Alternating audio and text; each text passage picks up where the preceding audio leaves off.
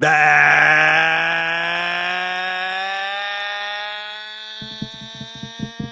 right. Bear down, Bears fans. It's time for another edition of the Chicago Bears podcast, Bears Banter, powered by Second City Gridiron. Bill Zimmerman with you, and it is a glorious week in Chicago, ladies and gentlemen, because the Chicago Bears are 8-3 and headed to a huge matchup this Friday against the Philadelphia Eagles. We're going to talk about the win over the Steelers. We're going to talk about this Eagles game. We're going to talk about where this team is, and we're going to talk about all of it with Greg Braggs from CHGO. We're going to have Greg on here in just a little bit to kind of go through where he's at with the team this year.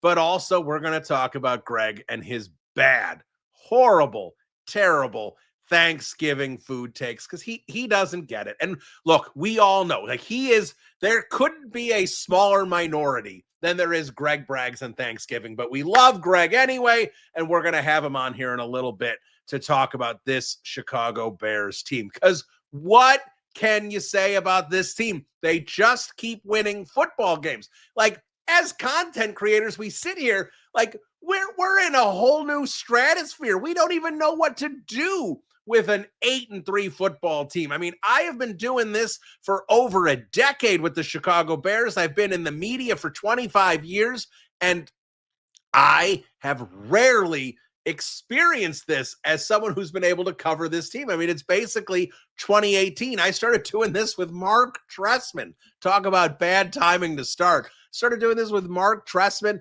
had the one, Nagy year. And other than that here, I mean, it's just been losing season over losing season. So when you have a personality like myself, the Bears being terrible works really well to just sit here and just be like, this team sucks. Ryan Poles sucks. Matt Eberflus sucks. Matt Nagy sucks. Ryan Pace sucks. Mark Trestman sucks. John Fox sucks. Mitch Trubisky sucks. Justin Fields sucks. It's really easy to yell and scream in a microphone about how terrible things are.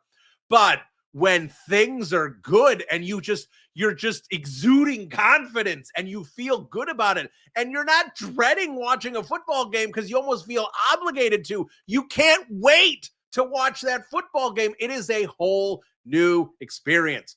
And while I certainly had similar feelings in 2018, and again, look, I understand the Bears could lose a bunch of games here down the stretch, could miss the playoffs, but none of that matters. I'm just living in the moment right now. And I certainly felt like in 2018 that the Bears were headed in the right direction. I had faith in Ryan Pace. I had faith in Matt Nagy. But pulling back on the 2018 season now, and you compare that to where they are now in 2025, I will be the first to admit I probably have more confidence in Ryan Pace than I do in Ryan Poles. I think Pace is probably a better general manager. Pace had problems, and Pace missed on the quarterback, and Pace doubled down on the quarterback. So the mistakes Ryan Pace made were crippling. But I had faith in Ryan Pace and Matt Nagy keeping this thing on the tracks and moving it forward. But where we are very different is Vic Fangio, of course, leaves after that season. Dennis Allen most likely isn't going anywhere anytime soon, if ever, unless it's the Bears that want to part ways with him, because he's had his shots as a head coach. He, unfortunately for him, failed with those shots. So he is going to be the defensive coordinator here. Like, he's going to have a top 5 unit for 4, 5, 6 years in a row for anyone to consider him being a head coach. He's most likely more in the Steve Spagnuolo cloth that Andy Reid has of a great DC who's not going to get another head coach opportunity. But Vic really wanted that head coaching opportunity. Vic leaves. Chuck Pagano, nice guy, pretty good defensive coordinator. It never had the same teeth after that. Kind of think, again, and this was a more talented defense, so I'm not trying to compare the two, but think 85 versus 86. When Buddy Ryan leaves the 85 Bears, the 86 defense, 87, 88 defenses are still very good defenses, but it's not the same. None of that is at the same level of what the 85 unit was. And the fear that players had, opposing teams had about that defense. It went from a fear defense to an excellent defense, and that's very different. And the 2018 team went from an excellent defense to a very good defense. And when you have that downgrade, and that's the engine of the team, and then you miss on the quarterback, things collapse, and they collapse quickly. Ryan Pace, I think, also did a good job building up a roster, but didn't know how to maintain a playoff caliber roster as well. That was another problem there. Now, when you look at this 2025 team, I don't know anyone. And I think I might be the biggest Matt Nagy supporter in the history of Chicago Bears media, content creators, and fans. I liked Matt Nagy. I thought he was really good. I think it got contentious between me and the fan base when I was still supporting Matt Nagy in 2019 and 2020. Now, again, even at the end of 2020, as a Matt Nagy supporter, I still said that the Bears needed to move on from him and Ryan Pace because the things were not going in the right direction, and there was no path to figure this out. They do the Hail Mary for Justin Fields. It doesn't work. And then you have even a bigger mess on your hands. And that's how we end up with Matt Eberflus and Justin Fields and the complete debacle that was for a couple of years. So right now, things are a lot different because defense is hard to sustain. Scheme can be sustained, but you lost the defensive coordinator. You don't have to worry about that now. This defense, we're going to see a lot of personnel change over the next couple of years anyway. This is more about the Dennis Allen scheme and who fits into the scheme. You have to feel confident about that. And then on the offensive side of the ball, the fact is Matt Nagy was not a play caller before he arrived. Ben Johnson was. Ben Johnson is an excellent play caller. Ben Johnson is arguably the best play caller in the league. I'm not saying he 100% is, but it's, he's on the short list, and that's all you can ask for. People want to debate if Ben Johnson is better than Sean McVay or Josh McDaniels, Andy Reid. All right, let's have that conversation. I will happily have that conversation. I could lose that conversation and I wouldn't care because Ben Johnson is going in with those names. He's on that tier, and that's all that matters. It doesn't matter who's second or third. It matters is who's great, and Ben Johnson is great at that. Matt Nagy, while he had great offensive concepts in the passing game, not necessarily the running game, in the passing game, he still did not know the nuances and the ebbs and flows of calling a game and using previous plays to set up future plays and how to make the whole offensive game plan mesh. That's not where he exactly excelled, but Ben Johnson excelled before that and brought that knowledge here. And then, of course, it's the Caleb Williams, Mitch Trubisky comparison where there is no comparison. And we can talk about where Caleb Williams' ceiling is. Is he still possibly going to be in that elite top 5 category? Is it top 10? Is he just merely going to be a good quarterback? I have faith that he will absolutely be a top 10. I still don't know if we're going to see top 5. That's going to depend a lot on next year for me, because I think second year in the Ben Johnson system, we've seen him getting more and more comfortable over the span of this season. And we're seeing a lot of things getting ironed out, not everything. So a full year with Ben, a second off season with Ben, I feel like there's going to be an opportunity for Caleb Williams, instead of learning this whole new offense and everything going on, in that second off season, he's going to get to hone everything and focus on footwork and timing and making sure, all those things help his accuracy and all the things that need to get ironed out. That's the kind of stuff you can do in a second off season instead of just worrying about installing the offense, making sure Caleb knows where the ball's supposed to go, who it should go to in these reads, all the things that need to happen for a brand new system. That stuff's all going to be ironed out. I'm sure Ben's going to be tweaking and evolving things, and that Caleb will have to learn, but that's going to be a far lesser task than what it was this past off season, which really will present an opportunity for Caleb Williams to really grow in this system and potentially, and we need to see it on the field, but potentially really break out in 2026 and have a really big season for Ben Johnson and the Chicago Bears. So when we look at this team right now compared to 2018, I'm not saying the Bears are going to win 12 games. I'm not saying any of that. All I'm saying is the foundation of what they've built here with winning these games here and building this up. I think the Bears are in a far better spot right now than they were in 2018. And I mean, if you talk about like, when is the last time you would take where the Bears are positioned to win consistently moving forward? Do you have to go back to the mid 80s? Because again, different game then, where you could truly build on defense and running the football, which obviously is what the Chicago Bears did. Is it the mid 80s? Is that the last time you felt confident on this team moving forward? Because even then, with Jim McMahon, once honestly you got past 1986, there was no faith in Jim McMahon. Like, you felt really good about where the Bears were in 84, into 85, and repeating in 86. But 86, with the McMahon injury, with the dirty shot from Charles Martin, and what he was afterwards and how he could barely stay on the field. And again, that's not all Charles Martin. We know Peyton Manning. We know Jim McMahon was already injury prone before that hit, and that hit obviously exacerbated everything. That's the kind of thing where you sit there and go, like, when was the last time the Bears were this set up with coach and quarterback? Not necessarily the whole roster. There's a lot of work to do, and there's GMs you trust more than Ryan Poles, but coach and quarterback, the two biggest keys on the football field and on the sideline. When is the last time you would have felt this good? I think it's going into the 1986 season.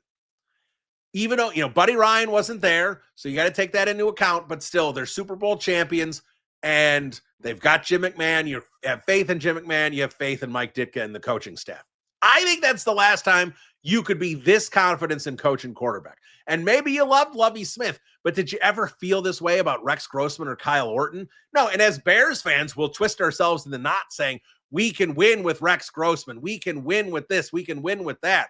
And I know some of you love Jay Cutler. I never loved Jay Cutler. I was pleased that they had a functional quarterback, but when that trade went down, I remember I was in studio working for Sirius XM at the time. And I actually think we might have had Peter King on the air when the story broke. I could be wrong about that. If not, it was really close, as there was all that talk about, possibly it was going to be Jay Cutler going to Washington and Chicago, and there were different reports. I remember all that really well, and I was very lukewarm on the whole idea of giving up multiple first-round picks for Jay Cutler. Now, again, he's one of the top 3 quarterbacks in Chicago Bears history right now, so I can't sit here and say it didn't work, but at the same time, very little success overall with Jay Cutler. Just never felt that he was going to be the guy that could elevate this team to being a consistent playoff contender. Maybe he could have been if the Bears supported him better. We don't need to go into all that, but I can't remember the last time I felt this good. And I honestly, because I was a kid back in the mid 80s, I think it's never. I think this is the best I've ever felt about the Chicago Bears in terms of their prospects moving forward. Because even though I felt good about Pace and Nagy in 2018, I knew Mitch was limited. Like, I thought Mitch was going to be better than he was, especially after that Eagles game. I think I tweeted out the narrative that Mitch Trubisky sucks died tonight, because I thought he was spectacular in the second half of that game. But the bottom line is, you knew Mitch was limited.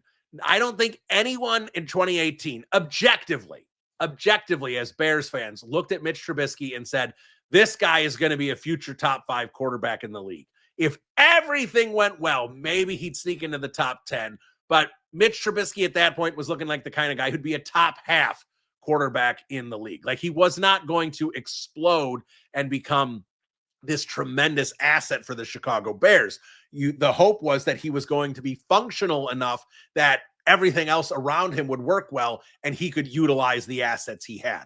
So there wasn't enough confidence in the quarterback. So we are in uncharted waters here with Caleb Williams and Ben Johnson. And I know the Caleb Williams discourse this year has been exhausting. And it's exhausting to do it on this podcast as well. But it's at the same time, you can't ignore the number 1 overall pick, the most important player on the Chicago Bears roster. You can't ignore it.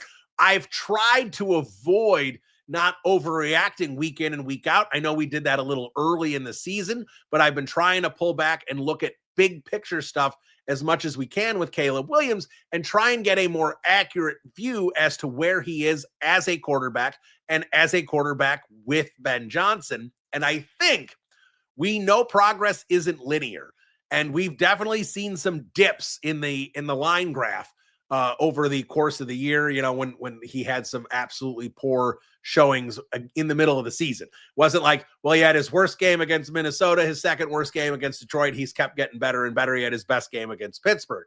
No, that's not where we're at. But I do think we are seeing semi-linear progression in terms of where Caleb Williams is. Where Caleb Williams is over the last 3 games, for example, while it's not perfect, is certainly better than where Caleb Williams was over the first 3 games of the season. So when we're looking at things in that regard, we're seeing growth. We're seeing growth from Caleb Williams in terms of his pocket presence. He's doing a better job not bailing out of the pocket as quickly as possible. He's staying in, he trusts his protection. You can't talk about Caleb Williams without talking about the improved protection and how he believes in that protection and can sit in the pocket and deliver BBs down the field to his wide receivers. We're seeing that. Obviously, we're seeing the escapability in the pocket with the sacks still going way down. Doesn't mean he's not prone to sacks. The fumble, the touchdown disaster against Pittsburgh shows that Caleb Williams can still make the major mistake, and that's okay. We can sit there and just kind of put our palm of our hand on the forehead and be like, Caleb, what were you thinking? But overall, we're still seeing the growth in terms of him reading and reacting and ripping the ball when he needs to rip it.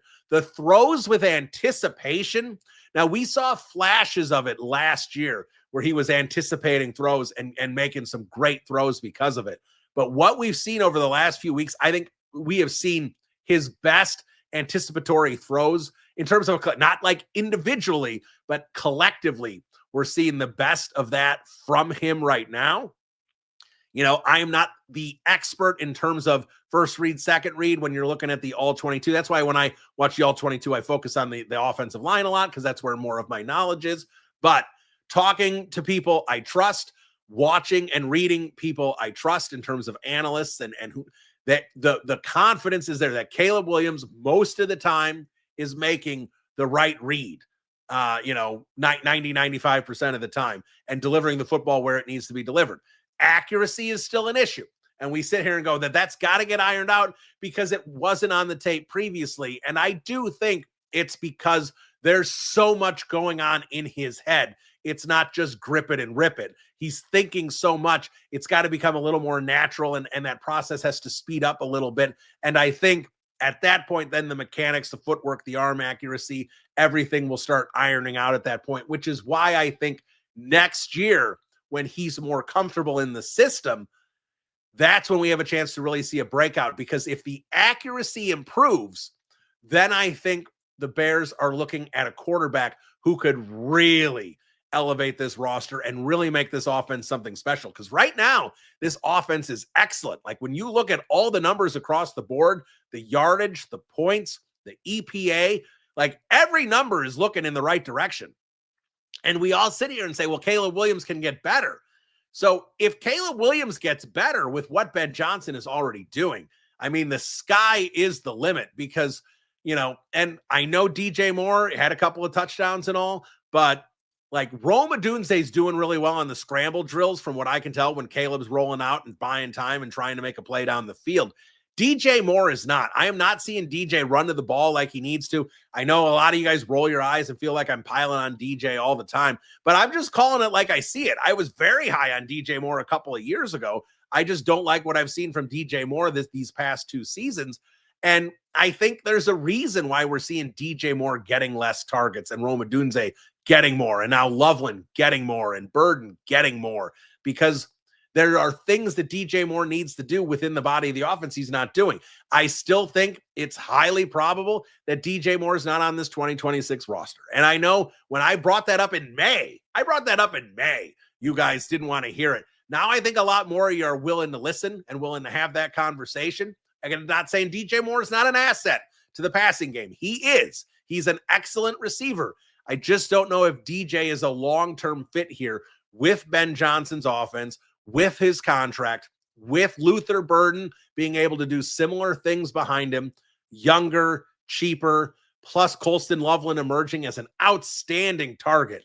I know early on people want to be like, they should have picked Tyler Warren, but Loveland has absolutely played as good, if not better, than Warren over the last 4 or 5 games, and we should see Loveland continue to become more of a presence in this passing game down the stretch. So you have to be thrilled with what you're seeing from Caleb Williams. You have to be thrilled with what you're seeing from Ben Johnson. And because of that, we are seeing victories pile up for this Chicago Bears football team that makes this game Friday against the Philadelphia Eagles absolutely crazy that we are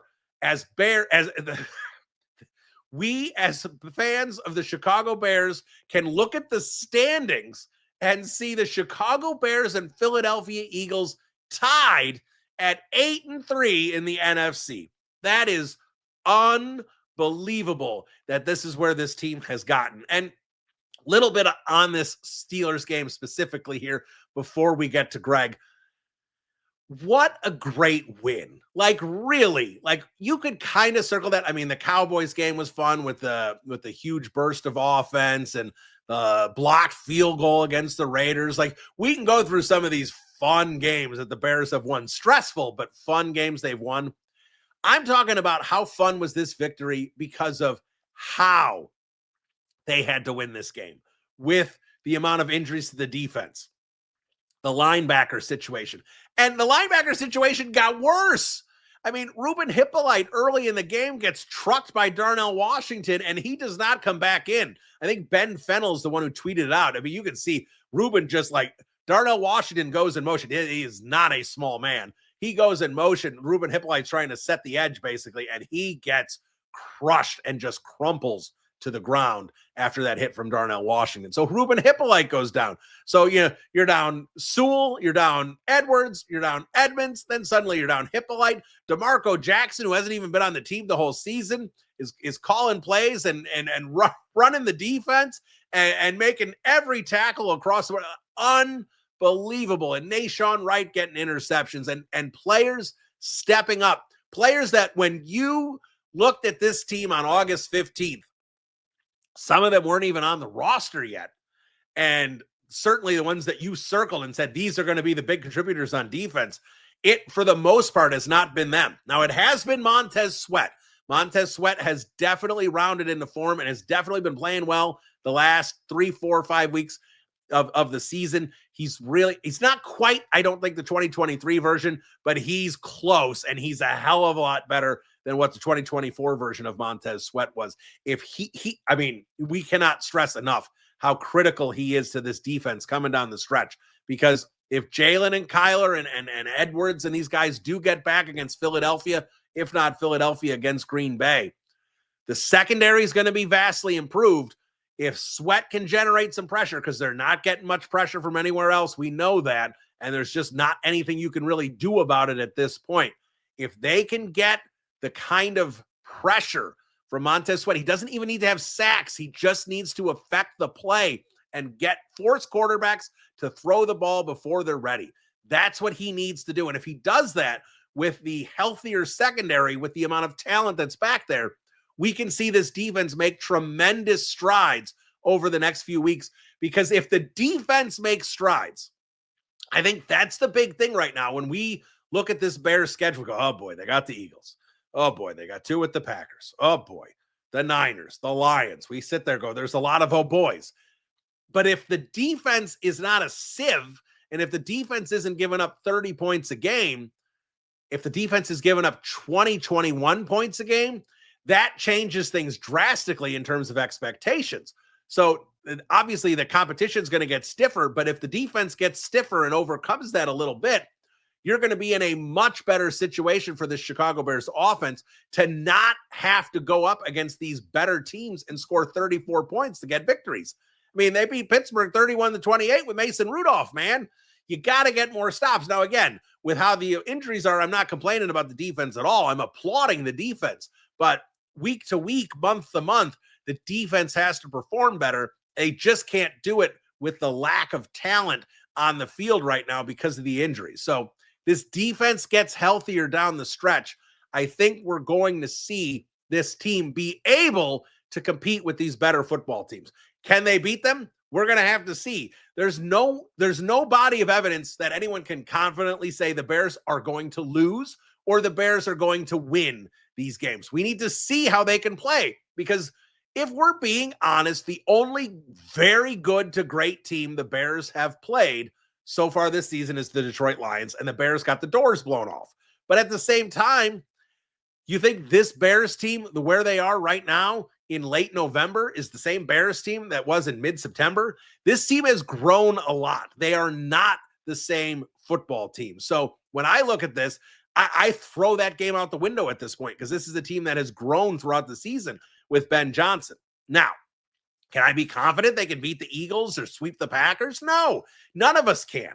But the people who are also saying the Bears are terrible, there's no way they can compete with these teams, you don't have any knowledge to make those statements. You don't have any supporting information to be able to make those statements. The only statements you're saying is, well, the Bears win close games against mediocre teams, so good teams will beat them handily. That's just, implied logic that's not necessarily logical, because the Bears can elevate to play these other teams, and they can get healthier and they can continue to improve. So I think we're going to see a lot with this Eagles team. And look, if you told me the Bears are going to lose to the Eagles 34-16, I'd be like, yeah, I can see that happening. That sucks. If you told me the Bears are going to beat the Eagles 23-20, I'd sit there and be like, that's awesome. I can see that happening. We have such a wide range of outcomes that it's really hard to predict exactly how this team is going to be. And look, I thought this team might lose to the Vikings, because I just sat there and said, I didn't know if this team was going to be able to beat these teams and beat these teams on the road and everything, but they continue to show that they can. And yes, they missed Aaron Rodgers, and maybe it would have been different with Aaron Rodgers. Maybe it wouldn't have been different with Aaron Rodgers. We'll never know, because Aaron Rodgers didn't play. And I get that the Steelers wanted to protect him, but that was weak-ass sauce as far as I was concerned. I wanted to see Rodgers out there. I wanted the Bears to beat his ass, and I wanted that to be the end of the Aaron Rodgers quote-unquote rivalry with the Chicago Bears. But instead, it'll just be what it is, and that he certainly had us for his whole career, and we never got that one last shot at him. And that's always going to bother me, but it is what it is. And I'm not sitting there saying I love that Brett Favre was concussed by Corey Wooten, but I do love that Brett Favre got crushed, and his last game against the Bears was not exactly one that he is going to embrace. Like that feels good when Brett Favre dominates your team for 15 years. What I wanted to have the same thing with Aaron Rodgers, didn't get that opportunity. Last thing I want to talk about before we get to Greg is Ozzie Trapillo, because he stepped in for Theo Benedict and he did a nice job. And I think what's interesting here, and I've talked to a couple other people who like to watch offensive line play, Ozzie Trapillo's tape is the most boring, unimpressive tape you could possibly watch from an offensive lineman. It was a little bit like that at Boston College too, and I mentioned that on the podcast, how it's boring. Like when Darnell Wright is trucking Shamar Stewart, when Theo Benedict's taking Geno Stone and driving him 20 yards back, like you didn't ever see that really on Trapillo's tape. It was boring tape. And when you watched his tape against Pittsburgh, it was boring tape. And it was uninspiring tape. And I'm getting to all these insults to say, but he did his job almost every play.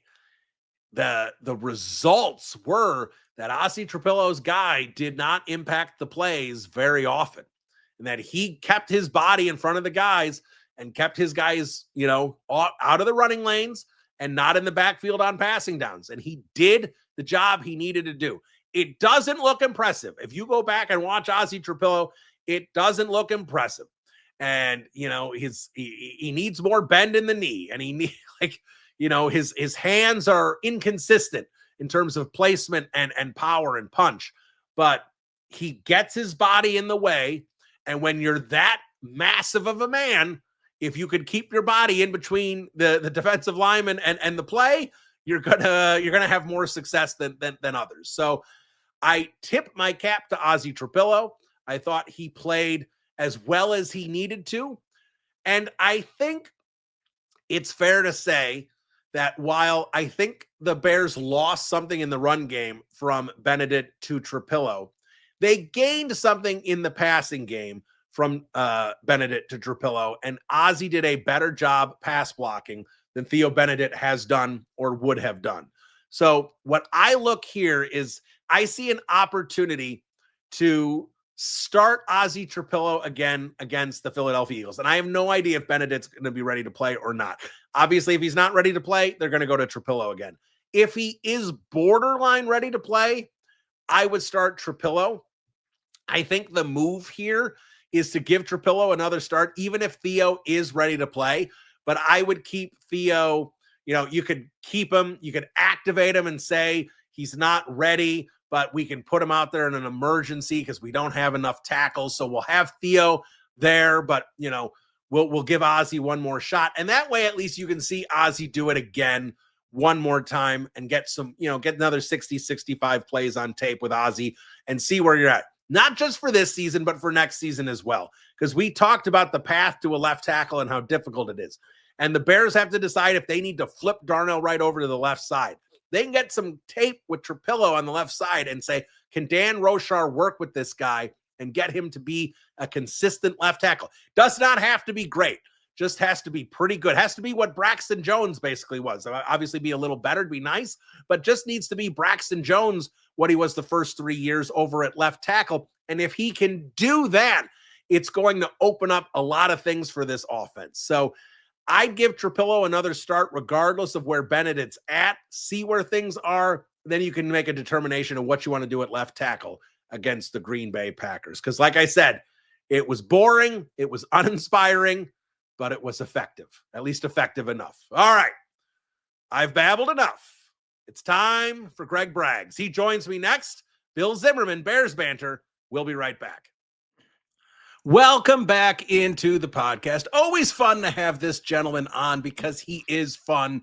He is a great story. And of course, the heart and soul of CHGO. He is Greg Braggs, and he joins me now. Greg, Bill Zimmerman, how you doing? I'm doing great. Thank you for that warm introduction here as we are reaching the cold time of season, but everybody's fired up, right? If I'm using all my temperature puns to start the show, people have always told me, like, over the last 4 years as I gotten into this full time, like, man, you're living the dream. And I always was like, felt kind of rude to say, well, part of the dream was that I was hoping to cover a good Bears team. Like, yes, I do live the dream on a daily basis, talking sports, but the last 2 years, 10-game losing streaks, multiple 10 games. I think they lost like 14 in a row a few years ago when I first started. Like, now we're officially living the dream. I get to talk sports and cover a Bears team that wins every week. And I'm not used to this uncharted territory. Yeah, no, it's uncharted. Like, I started covering the Bears with writing and doing some other stuff in Mark Trestman's second year with the Bears. That's when I started doing writing for a website called Rant Sports. I don't even think they exist anymore, but I started doing it then. So I have basically had 2018. I've been doing it, 10, 11 years, 12 year seasons now. This is assuming the Bears don't blow this down the stretch. This is, in all the years I've been doing it, it's only the second time they've had a winning record. Yeah, I mean, and that's why we know as Bears fans and Chicagoans to appreciate it. It doesn't matter what the sport is. We haven't had some luck like some other cities, maybe Boston, whatever you want to say, that have the spoiled wealth of playoff appearances. They come few and far between in this city. We always say every time it comes around that this time it feels different and it won't be a flash in the pan 1 year wonder thing. But we are running that quote back because it does feel different this time under Ben Johnson. And while we're all having a lot of fun, I think I'm also seeing, in terms of the temperature in the room with Bears fans, seeing a bigger picture and an understanding that we've only just begun. Yeah, and here's what I really like about Bears fans. I think Bears fans really have a good mindset with this season. Like, I don't see a lot of Bears fans saying, we're invincible, we're going to the Super Bowl, all this. I see Bears fans saying, this is a lot of fun. I don't know how good this football team is, but they're winning football games, and I'm just going to embrace it week to week, month to month, and see where they are, when it comes the first week of January. Yeah, and I think that started at training camp, and I think a lot of it is because of who the head coach is. If you look from last year to this year and all the differences, and obviously you'll start with Matt Eberflus, Shane Waldron, and that coaching staff versus this coaching staff, which is just a breath of fresh air, is putting it mildly, with Ben Johnson and Dennis Allen putting on a masterclass yesterday against the Steelers. But I also think in your regard of fan temperament, there was so much hype, unwarranted hype going into last year. And I play a part in that. Fans play a part in that. Media plays a part in that. But so does the team, right? You had the wide receivers saying 2 years or last year before the season, who's going to get to 1,000 yards first? You have the Bears getting Hard Knocks. And that was that's just already a built-in hype machine. That's how they produce that show more times than not. They're not really going to just do a Hard Knock show and, put on display how terrible a franchise is about to be. And so I think we all kind of got the rug pulled out from under us as the season went on. And then you find yourself all of a sudden in a 10-game losing streak. And then the stories come out about the broken locker room culture that was dating back all the way to the summer. And so you're like, well, wait a minute, we didn't hear about all this. And that's why we were excited about the team. Whereas this year, Ben Johnson comes in and he's immediately calling guys out. He's telling Swift, I need you to hit the hole harder. Cole, I need you to block better. He went down the line at the owners' meetings of different leaders on the team and said, these are the things I need out of you. Caleb, when he walked in on the opening press conference, hey, Caleb, this isn't you. Yes, you're the quarterback, but this isn't just about you. There's 53 guys on this team. And so that was the tone. And then you get to training camp and he's sitting here saying, well, if we don't get this pre-snap stuff cleaned up, we're not going to win a lot of football games. If this doesn't happen, Luther Burden, if you don't know how to get lined up, you're not going to be on the field. I'm going to pull you off. No block, no rock, everyone. And so fans have, I think, followed, just like the team has followed the identity of the coach. The fans, I think, have followed the identity of Ben Johnson, where he's no nonsense. He tells you exactly straight up how it is, and he can be critical in the right ways. And now the other thing Ben Johnson said in the summer was, we're going to be playing our best ball in December, not September. And here we are a week away from December, and look how exciting all of this is. And so that's where I think you've seen this gradual raise of expectation instead of us putting the cart before the horse before the season even started.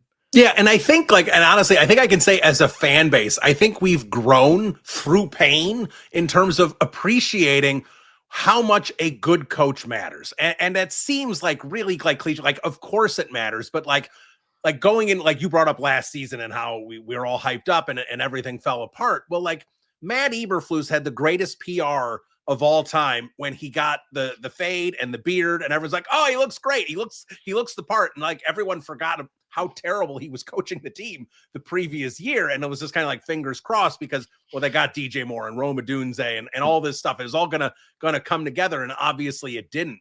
But this year with Ben Johnson, it's felt different from the beginning. And I think even the people who were getting caught up in the hype early, understood that this was something that he was trying to build. And like you said, the attention to detail early, and even that opening press conference about get comfortable being uncomfortable. It was something look, Mike Ditka was a big football cliche. I get that. And I'm not even trying to compare the two coaches, but in terms of that, tough love attitude and really telling guys, this is how it's going to be. You're playing by my rules because my rules, I'm confident we're going to win football games. We hadn't seen that. Nagy was a player's coach. John Fox was just kind of just collecting a paycheck. Mark Trestman, barely spoke. He didn't even speak up when the team was fighting each other. Lovey was a really good coach, but soft-spoken. Dick Duran, soft-spoken. We haven't seen this. And it's just funny coming from the guy that everyone goes, oh, this guy's a nerd. He's not a leader of men. And that has certainly proven to be not the case. Well, and to your point, as we were looking at this coaching search at the end of last season and into January, we all understood that Ben Johnson was a genius play caller, arguably top 3 play caller in the league based off of the last 4 years of everything he's done in Detroit, and worth however much you had to pay to get him. But I did have questions of, okay, how are you going to lead this locker room? How are you going to lead Hallis Hall? How are you going to manage, Kevin Warren and George McCaskey and maneuver through what isn't always been a very perfect place in Hallis Hall, to a conducive environment to be a successful franchise? They've had a lot of failures in my 40 years of life. And so it was hard, and I think Mark Potash has said it best over the last couple of years. People enter Hallis Hall and become a worse version of themselves. And Ben Johnson had to find a way to fight against that. And to this point, he has flipped Hallis Hall on its head. And when you talk about his leadership, he has exceeded my expectations as a head coach solely based on that. I thought there was a good chance he could be a tough coach, but the undertaking of bringing into a locker room that had lost 10 in a row, players going to the media all of last year calling out coaches, you're hearing all this stuff behind the scenes about, the guys didn't always necessarily get along because of everything that was going on the field and with the coaches and across the board. And all of a sudden, Ben Johnson walks in here and flips all that on its head. And it starts with accountability. It starts with attention to detail. But then ultimately, it comes down to the players trusting the coach that he's going to put them in the best position to be successful, because ultimately, that's how these guys get paid.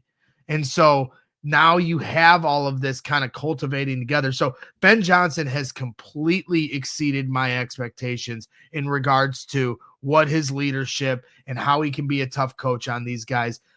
It has just been so fun to watch. Yeah, it really has. And like, you look at this victory over the Steelers, and sure, DJ Moore came up with a couple touchdowns, and like we can talk about the stars that played well, but this was such a culture win, Greg. Like, I look at this, like, with all the linebackers out and Jonah Jackson going out, Luke Newman has to come in, and Ozzie Trapillo, he can't play on the left side. Well, he's gonna have to play on the left side and potentially block some excellent edges with Pittsburgh, and all the aspects that went into this, with like DeMarco Jackson getting a game ball and having a great day, and everyone that had to step up. That to me is that culture where, yes, it's great to see good, better, best, and everyone cheering Ben and everyone getting excited. But that's where, to me, this win against the Steelers, we really saw it trickle down, that it isn't just how these guys are playing that are with the ones, but it's the twos and even the threes that are ready to play and buying in. So when Nashawn Wright's coming up and getting, leading the league in interceptions, and people, fans around the league are going, who's this Wright on Chicago with interceptions? They've never even heard of the guy. And here he is. And you're seeing guys like Jackson step up, and Daniel Hardy's playing linebacker for a few snaps, and everything that they had to do to get that victory. It just shows that this team, the whole team, is buying in. Well, his coaching staff is remarkable. Ben Johnson, obviously we've talked about him. Dennis Allen, he hit a home run yesterday against the Steelers. What a performance from Dennis Allen, and how dialed in he was, trying to make things work and hold on for dear life to make sure you win that game with 7 defensive starters out. That's unbelievable. And then it trickles down to Dan Roshar with the offensive line, Al Harris as the secondary coach. Obviously Antoine Randall is an assistant head coach. It's everything I've heard and seen from Declan Doyle when he speaks on Thursdays. He's very impressive. And I think when you look at, you always get worried who's going to get plucked from your staff when your team is good. I think Declan Doyle might be the guy that's first in line in that regard. Maybe it doesn't happen this year, but I think down the road, that's going to be somebody that teams are going to be looking at very quickly with his history of Sean Payton, Ben Johnson, and others. So, I heard Ben Johnson speaking in the media here just a little bit ago before I jumped on with you, and he talked about, to your point of the depth guys picking up, the backups to the backups coming in and making an impact. Well, he was talking about, I get my eyes on these guys, when I get the scout looks, and these players understand, the backups understand that, hey, if you're on special teams, be ready to start at a moment's notice. And if you're on the practice squad, be ready to come in and start contributing at a moment's notice. That's what this league is. And he's naming guys on the scout team that I've never heard of like that. But he's saying, hey, I see how he does a good job, and I knew that he could be ready. He also mentioned Jordan McFadden, like, hey, if he was active yesterday and had he needed to come in, we would have felt good about that. So, I understand that like maybe other organizations will be like, well, that's the coach's job to know everybody on the team. I get it. I just don't think other fan bases could understand the uncharted territory that we're in with a coach that is seeing those things to that level. And Ben Johnson does it in droves. Were you disappointed the Bears didn't get one more crack at Aaron Rodgers? No, not at all. I was.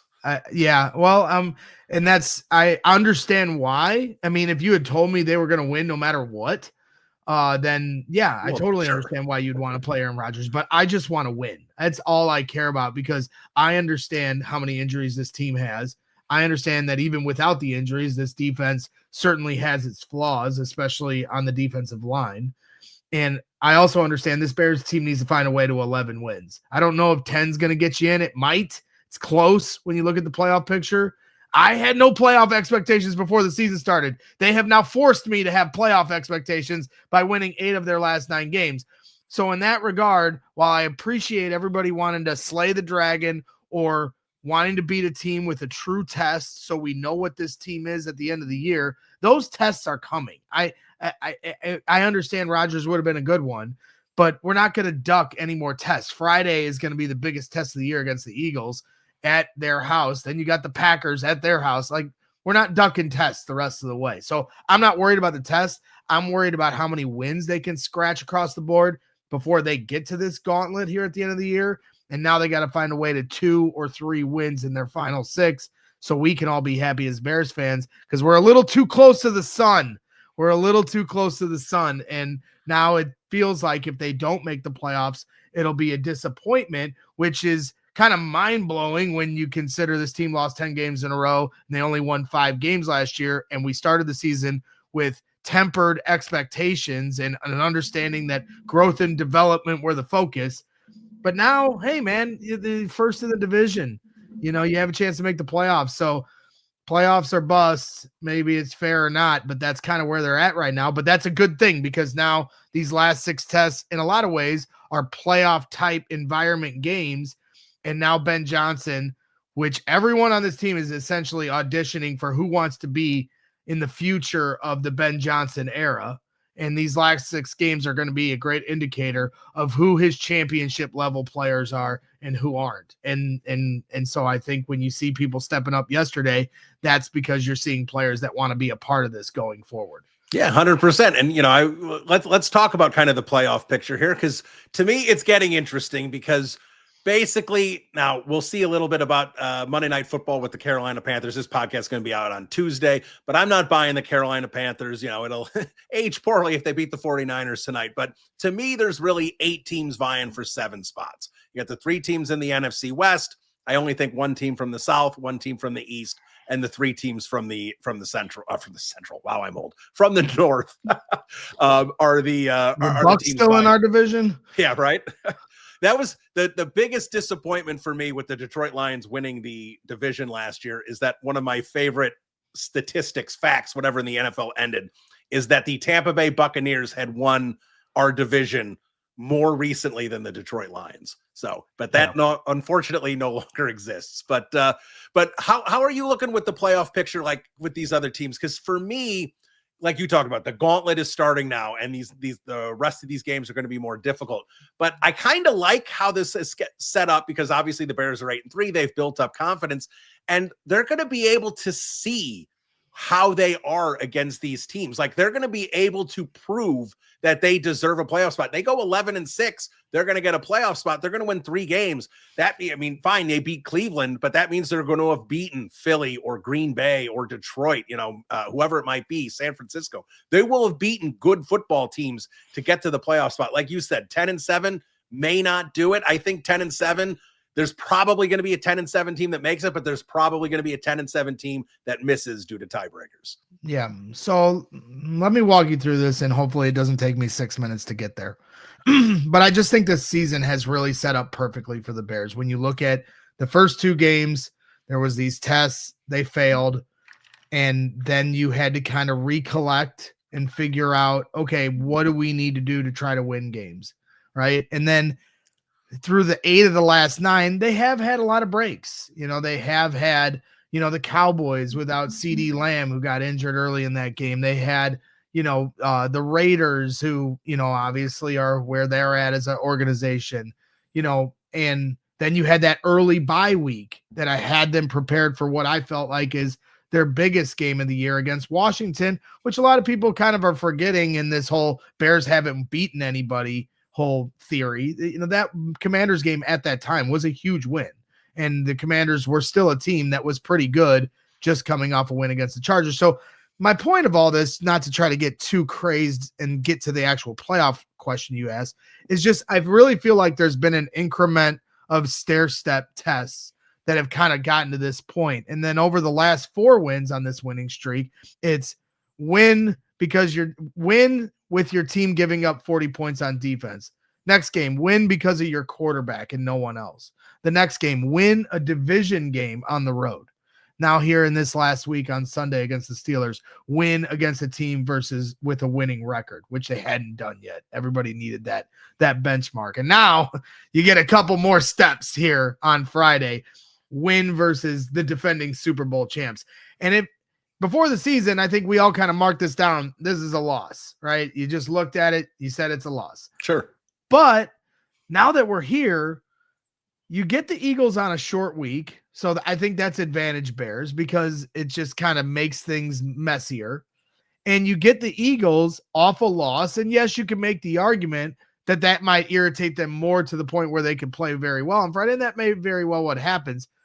But there's a culture thing going on in Philly. We talk so much about what was going on in the locker room last year with the Bears. Whether they're 8-3, whether they're Super Bowl champions or not, there is tangibly something wrong with the Eagles locker room. And it starts with whatever's going on with Jalen Hurts and the play calling and A.J. Brown. And those are your 2 leaders on offense. And it's just spilled over into the media. And now you lose a game where you're up 21-0 against the Cowboys. Maybe there's some finger pointing going on. There's clearly frustrations going on. So if you get to Friday, and if the Bears can just go out there and fight and make them sweat a little, get them arguing on their sideline while the Bears are on the other side, good, better, besting it up, and they're all, just locked arm in arm as one. I think they could get themselves into a little bit of a fist fight here on Friday and find themselves in an opportunity just like they have over the last 9 games to win one. And so I think there is a chance. I still think the Eagles are easily the favorites in this game. That goes without saying. But hey, if you look at those, variables, it's not a terrible test. So I think they have every chance to beat the Packers twice this year. To me, the Packers aren't overly impressive. I believe Ben Johnson will understand how to scheme up to avoid as best he can Micah Parsons and everything he brings to the table. The Lions game is kind of a wild card because how is that all going to play out the last week of the season? So overall, I do see an opportunity here. I think the one thing, if we're looking at best case scenario, they can win the division and be fighting for one of those top spots in the NFC. That would blow my mind if that's what happens. If the leveling out here takes place because of the gauntlet, and you're looking at those last 2 wild card spots, I am kind of looking at the Bucs and the Panthers and the Packers as teams they need to start losing games because that's going to open up the margin of error for the Bears. The Bucs, just got smoked last night by the Rams, and Baker hurt his shoulder. He has an AC joint that they're going to be looking at. He may or may not play next week against the Panthers. So Panthers play tonight. In my opinion, I think the Panthers need to lose that game. If you ask me on Thursday for Thanksgiving, who you're rooting for versus Lions versus Packers, I got to root for the Lions at this point.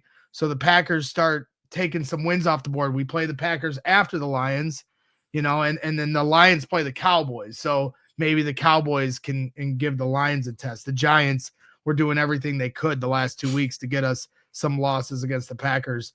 and Lions. So I know this is all long-winded, and this is kind of how my mind works with all this stuff. But ultimately, I'm looking at the Bucks, the Panthers, and the Packers as teams I need to start losing games so that the Bears can have a little bit of breathing room for one of those two last wild card spots if they're not able to hold on for the division. Yeah, no, I think that's all fair. I think if the Panthers win tonight, I think then you got to start looking at the 49ers because they have a couple easy games coming up, San Francisco does, and then things get a lot more difficult for them. They got the Brendan Ayuk thing, which is a mess now, so maybe the 49ers have some issues as well. So yeah, there's definitely a path to the playoffs, and that's certainly a lot of fun, being it's practically December, and we're still talking about it, which is a really good thing. So Greg, before we get into, I want to talk to you about the holiday weekend coming up because I think that's always fun because you have unique takes about this holiday. Got to ask you the obligatory Caleb Williams question. We are, 11 games into year 2 with Caleb.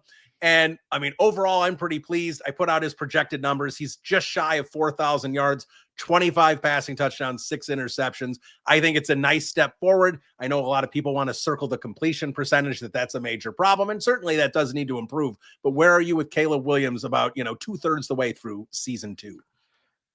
I think he's right on track where I was hoping he'd be. If I had over expectations and thought like it was going to take off like a rocket in the second half of the season, now 3 touchdowns yesterday and 240 some odd passing yards. I just said yesterday, who am I as a Bears fan to ever complain about such a thing from my quarterback? But we, obviously you see that there's still things not on point with accuracy at times. And so how he can reach that next level with Ben Johnson, I believe he can. Will it happen this year? Will he hit 4,000 yards? I don't know. I mean, it's going to start getting colder here. They have a lot of home games here to end the season that I think the projections might start lowering because of that, potentially, depending on how the weather is. Bears certainly haven't had a lot of luck when it comes to weather and the way they run the football on this team, which has really become their identity since week 3 of the season. So ultimately, I don't really care about any of that stuff in terms of the numbers. The wins obviously are what matters first and foremost. But if you rewind all the way back to the summer and what the concerns were of what he can do, the pre-snap development was such a big talking point, to a point where Ben Johnson said, again, after Family Fest, we're not going to win a lot of games if we don't figure this out. And to this point, I think they've done a pretty good job. They did take a delay game against the Steelers. That wasn't great in a bad moment. But overall, there hasn't been too many false starts. There hasn't been too many illegal motions, illegal shifts. There hasn't been too many delay of games. And at the beginning of the season, it felt like there was going to be an avalanche of those every single week. So I think they've cleaned that up. Then the next thing, Caleb Williams under center has been one of the most productive quarterbacks under center in the NFL. And then that also leads to when you're under center and you're running play action with this run game that they have, how are you when your back is turned to the defense, which is something that he is still developing with. And Ben Johnson talked about that today, how he is getting better at that now, where he knows he can trust that he'll be able to go through his progressions or find his first read once he whips his back and turns back to the defense and starts seeing what he's trying to look at. So I think that's also been a good development for him. And then ultimately being on time and in rhythm. We all understand he can get out of the pocket and make plays, but in Ben Johnson's offense, he wants you to get that ball out fast. And here against the Steelers, second half against the Vikings, you could tell Ben Johnson got in his ear and was like, this is how we're going to do it. Get the ball out of your hands. And so ultimately, it's about doing enough to win a game, being a winning quarterback. Well, they've won here 8 of their last 9 games, and he's doing that under the tutelage and under the philosophy of how Ben Johnson wants to win games, not on his own accord. Not saying they have not won 8 of their last 9 games of him going rogue like he did against the Giants, and I'm just going to win it on my own every time. He's winning under the guidance of how Ben Johnson wants to win games. So to me, that shows you when you also take into account all the things that he can clean up or the offense can clean up. The receivers certainly need to hold on to the ball better, whether it's tight ends or wide receivers. You take all that together, the future is very bright for Caleb Williams under Ben Johnson. Yeah, I 100%. I agree with just about everything you were saying there. So let's have some fun here to wrap up the podcast, because I would think almost famously at this point, do not like Thanksgiving food, correct? Correct. Now, is it just like turkey that's the issue for you, or is it pretty much all the traditional all the traditional sides? It's all of it. It's like who doesn't like mashed potatoes? It's like, respectfully, to anyone watching this program, but it's like retirement home food. And I get it. I already hear everyone, well, that's because you never been to my house for Thanksgiving. My mom cooks a great Thanksgiving dinner, okay? Like, you guys would come over and you would enjoy the Thanksgiving she's put on every year of her life. I just personally find everything's mushy and like all the way across the board. Like I'm not a turkey guy. That's why everybody acts like they're a turkey guy, but nobody wants to acknowledge nobody eats turkey any of the other 364 days. You eat it on a sandwich on Thanksgiving. Nobody eats turkey. Bill, quit turkey lying. Sandwiches? Come on. Nobody eats turkey. Quit lying. It's steak, chicken, fish all day. Nobody eats turkey. It's like 10th on the list of things you'd go to. And so then when you get to the rest of it, like, stuffing's good for like one plate, but then after that, it's too much. Like, I can't have this mush. How about some sweet potatoes with marshmallows? Exactly. No. Cranberries. No. No. See that. Come on. Yeah. All right. Let me ask you this then. All right. Greg Braggs is going to reinvent Thanksgiving. Now, you can't have pizza and tacos. You got to have something like that you can put out on the spread. You got 10, 12 family members coming over. Yeah, right. What should forget about traditions, anything. You throw everything out. What should Thanksgiving dinner be for Greg Braggs? Well, Thanksgiving is about football. You have 3 games on Thanksgiving, so it's really not that hard. You smoke some wings. No, you can't have bar food. I thought you got grandma and grandpa coming over, your aunts and uncles. All right. You're sitting down. Like, what? Like, are you going? Fine. Like, then I always go to my go-to, which is why Christmas is a way better holiday for so many reasons, because this is the more quintessential Christmas dinner. But then I'll just take it and let it hijack Thanksgiving. Prime rib. You get a prime rib or 2, depending on how many family members you got coming over, and that is an elite dinner. And to me, that's what you're looking for. It's a great side with prime rib, mashed potatoes. Mashed potatoes. Yeah, I like mashed potatoes. I'm not hating on mashed potatoes. If I go to a steakhouse, I'm going to get some mashed potatoes at times on the side. But Thanksgiving, everything's mashed. Every plate that's out there, the green bean casserole, just all of it. It's all mush. You don't have to. Your teeth are not required. Well, that's why grandma and grandpa are welcome. The only thing that's good are the bread rolls. Everybody loves the bread rolls. Well, Jenny's a big croissant roll. And so we get the croissant rolls. She loves those. She has like 4 on her plate. No, the only thing I agree with you, I do think that like the roasted turkey is a little overrated. Now, turkey with gravy, everything, I think it's good. But to me, turkey is the best Friday, Saturday, Sunday afterwards, where you can make a really good roasted turkey sandwich with some cheese, some mayo, maybe some bacon, avocado. A lot of good things you can do with turkey on a sandwich that I think is better than the hot turkey on Thursday. Yeah. And I had somebody, we deep fried a turkey, my buddy, that's solid, but I can only have 1 plate of it. People acting like, I'm going to have it for the next week. Just calm down. 1 plate, and I'm pretty much done with it at that point. All right, we'll see. And at least now the Bears are not playing on Thursday against Detroit. It's Friday against Philadelphia. So you don't have to have the bad moments of food with the Bears. You get to have them separate. And, 2:00 Central Time Friday, Greg, we got a big test coming up against the Eagles for our Chicago Bears. And we will see. I think even if they lose that game, if they're just competitive, I think I'm going to feel really good about this team moving forward. Because like you said, it's funny. It's 2 8-3 teams, and those locker rooms are going in completely opposite directions. Well, and to finish up for me, when you look at just how my mind works when I look at games, I have felt like since they lost the Minnesota game, and understanding that if you're going to make noise, a lot of games turned into a must win because you lost the Minnesota game. And like as the season went on, people like Hogue and Carr make fun of me because they think I call every game a must win. I don't.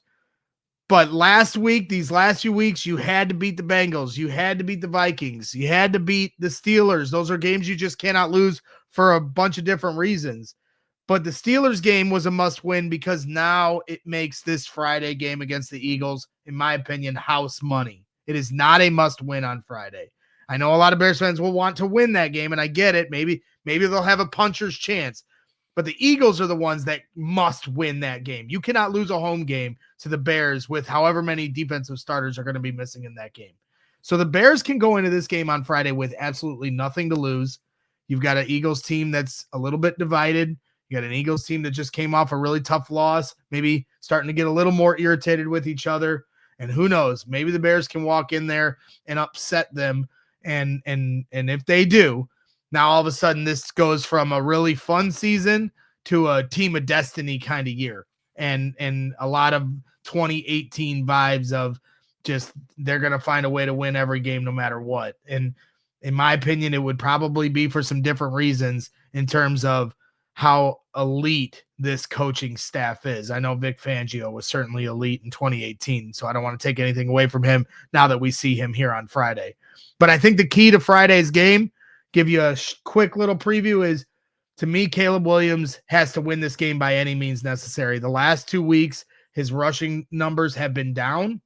And if you want to win this game on Friday, I think he's going to have to create outside of the pocket and make plays with his legs. I understand we want him to win from the pocket. We want him to win with his arm. This Eagles defense is elite, and they're going to make life really difficult on the Bears. It's Jekyll and Hyde on the other side for the Eagles offense, but this Eagles defense is a really tough customer.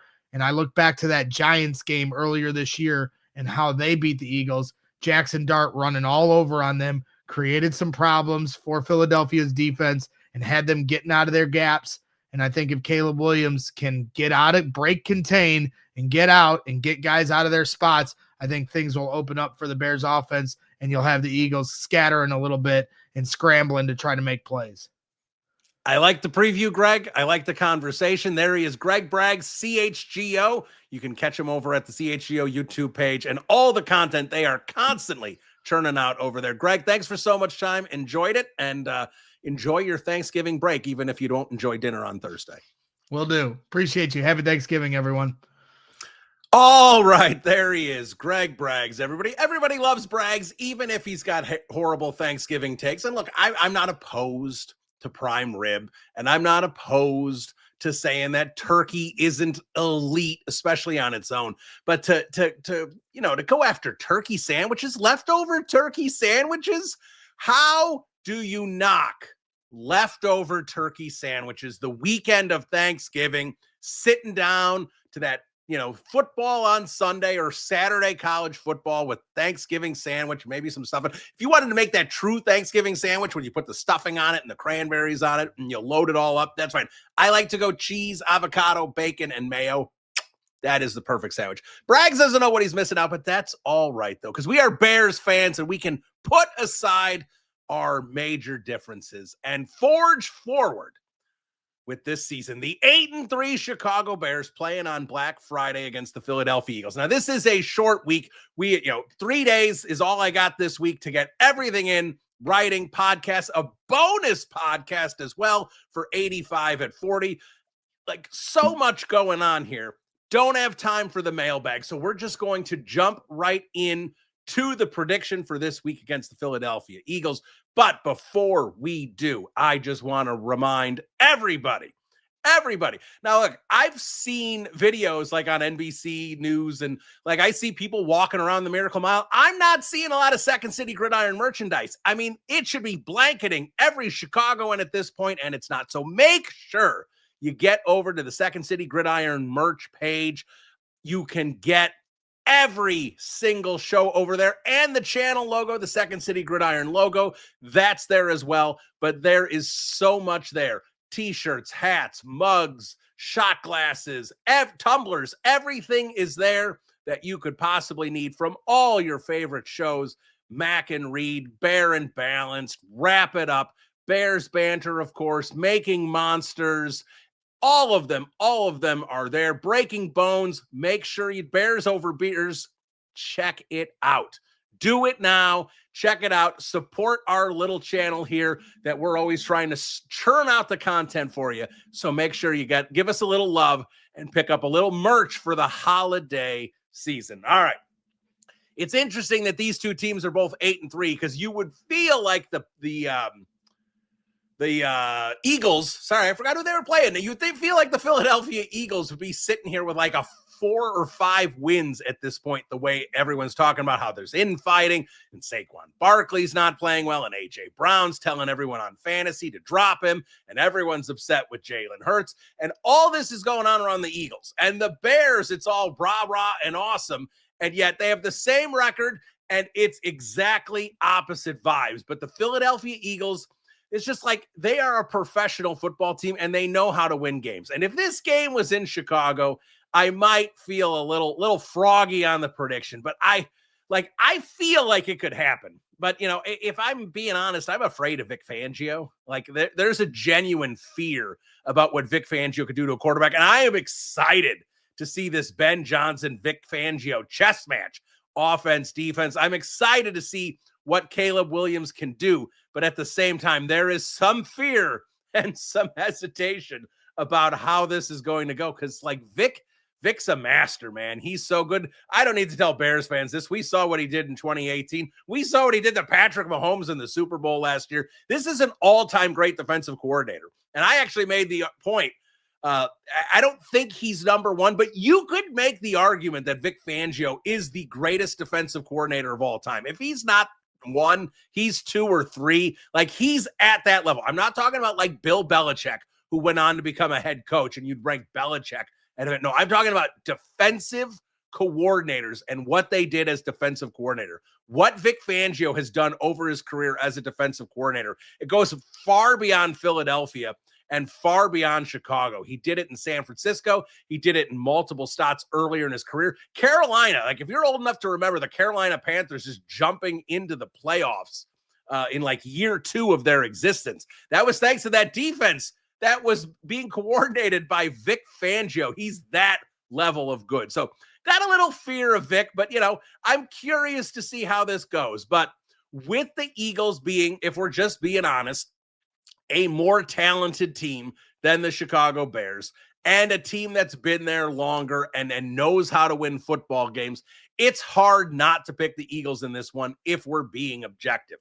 Now, I think Jalen Johnson's going to be back. I think there's a good chance Kyler Gordon's going to be back. We'll see if maybe TJ Edwards can get back. And if that happens, that's certainly going to make this defense look vastly different than it does right now. I'd be really curious. Like, I kind of get excited at the idea of the Bears running dime packages with if Kyler and Jalen are back, right? And you have Jalen, if Tyreek's good to go, and you've got Jalen and you've got Kyler, right? You've got those 3 out there at the corner and obviously Brisker and Byard. If you run Edwards at the mic and then bring in CJ Gardner-Johnson and you move him around and stuff instead of, if Noah Sewell can play, if it's not Noah Sewell, DeMarco Jackson, Ruben Hippolyte, who's ever available at the other linebacker spot. I'd like to see what Dennis Allen could do with that package. I'd be really curious about that. Obviously, that's not the package you want out there against the tush push, but I think there's a lot of things that could be done with that I think would be interesting that Dennis Allen could do, maybe trick up the Eagles offense a little bit. But in the end, I think you still have to pick the Eagles to win this one. I do think the Bears are live for an upset here. I really do. And I think the Bears, the number right now is about 7 points. The Bears should absolutely cover that. I feel like this should be a close game. But in the end, I do feel like we're looking at a Chicago Bears loss. I'm going to call this one 23-20. The Philadelphia Eagles win this game, and the Bears fall to 8-4, which will set up a huge game next week against the Green Bay Packers. And we're going to talk about it next week, but we've got a game first. Philadelphia Eagles, Black Friday, national game, Amazon. Enjoy it. Enjoy your Thanksgiving. Enjoy the holiday season as it is officially upon us. Bear down, everybody. Enjoy the ride. We'll talk to you next week. Adios.